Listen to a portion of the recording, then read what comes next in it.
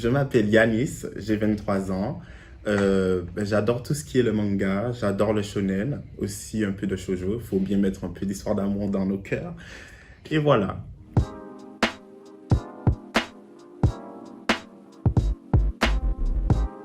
J'ai choisi le manga parce que c'est un moyen de montrer ce qu'on a dans la tête, donc ce qu'on veut partager aux autres.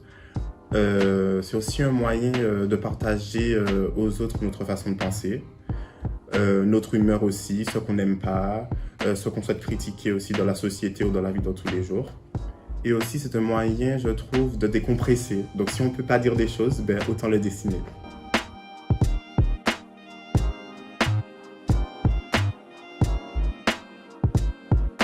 Alors, quand je suis arrivé à j'avais 20 ans.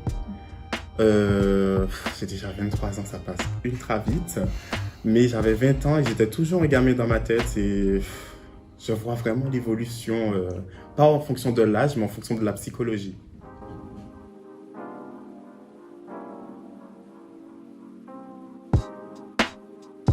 Alors franchement, le cours le plus important pour moi, ben, ça a été l'apprentissage du manga. Donc, si je peux souligner vraiment un cours, c'est la psychologie du personnage parce que c'est ça qui m'a permis de me connaître moi-même. Parce que à on apprend la psychologie du personnage, mais en même temps, on apprend sur soi-même. C'est-à-dire les personnages concrets, ben, on apprend qu'en fait, ben, c'est une partie de nous-mêmes, les personnages principaux. C'est ça qui est génial.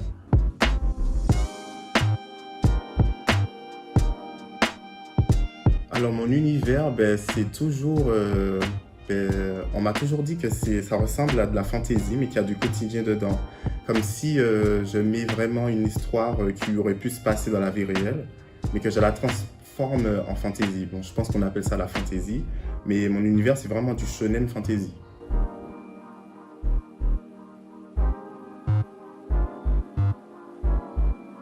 Alors, ce que j'aimerais que mes futurs lecteurs retiennent de moi, c'est vraiment, il ne faut jamais lâcher ses objectifs. Quand on a un objectif en tête, il ne faut pas du tout laisser tomber si toutefois, je ne sais pas, on a un coup dur ou s'il y a quelqu'un aussi qui nous dit vous n'arriverez jamais, il ne faut jamais écouter cette personne. Il faut vraiment se dire je vais y arriver, je vais y arriver. Ben, c'est comme dans un manga, Naruto, il ne devient pas Hokage tout de suite, quoi.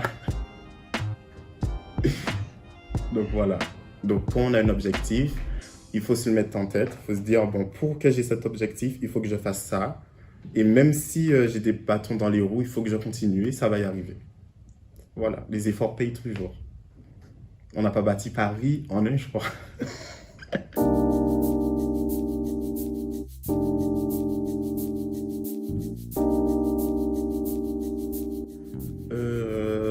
Franchement, je vois un avenir rempli de rebondissements.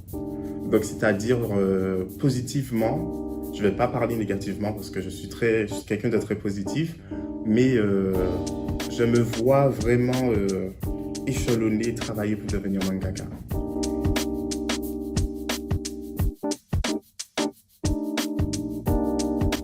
Alors, un conseil, c'est faut vraiment avoir confiance en soi, faut travailler la confiance en soi. Faut mettre beaucoup de travail, c'est-à-dire dans votre quotidien, c'est-à-dire dans le dessin, dans le scénario, dans le storyboard. Donc, il faut tout travailler en même temps. Donc, dessin comme scénario. Faut surtout avoir un esprit critique très grand. Faut accepter les critiques. Faut demander à l'entourage ce qu'ils en pensent. Faut aussi se mettre à la place des lecteurs, à la place des personnes qui n'ont jamais dessiné. Parce que souvent, c'est grâce à ces personnes-là qu'on arrive à évoluer plus rapidement. Et il ne faut pas aussi hésiter à faire la chance venir à nous, c'est-à-dire aller parler à des maisons d'édition, aller à des conférences ou la Japan Expo par exemple. Et voilà. Donc en gros, il faut tout miser sur le travail. On apprend à jouer au foot, comme dit ma prof Kaori, on apprend à jouer au foot, mais quand ils jouent à la Coupe du Monde, on ne va pas forcément les appeler.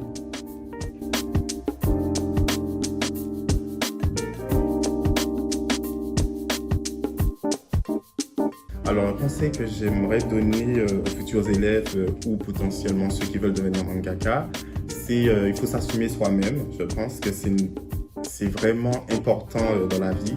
C'est-à-dire, je donne un exemple tout bête. Si une personne a vécu l'harcèlement dans sa vie, par exemple, ce serait bien justement qu'elle assume qu'elle a été harcelée, que j'ai été harcelé, par exemple, et que je transmets dans mon manga, je donne un conseil à mes lecteurs, une façon de dire si on se fait harceler, il faut en parler, il faut pas, je sais pas, garder pour soi ou des trucs comme ça. En fait, ce serait bien de assumer son vécu pour pouvoir justement donner un conseil aux personnes qui vivent pareil, enfin, ouais, la même chose qu'on a vécu.